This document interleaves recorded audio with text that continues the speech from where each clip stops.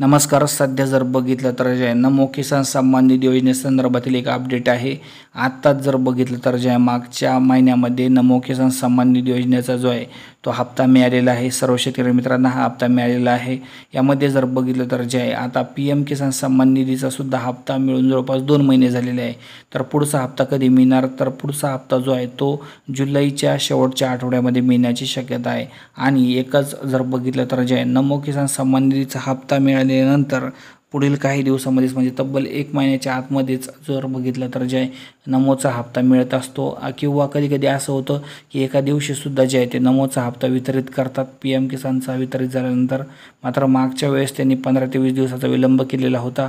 यावेळेससुद्धा असं होण्याची शक्यता आहे. पहिले PM किसानचे 2000 मिळतील, यानंतर पुढच्या 8 ते 15 दिवसामध्ये नमोचे पैसे मिळण्याची शक्यता आहे.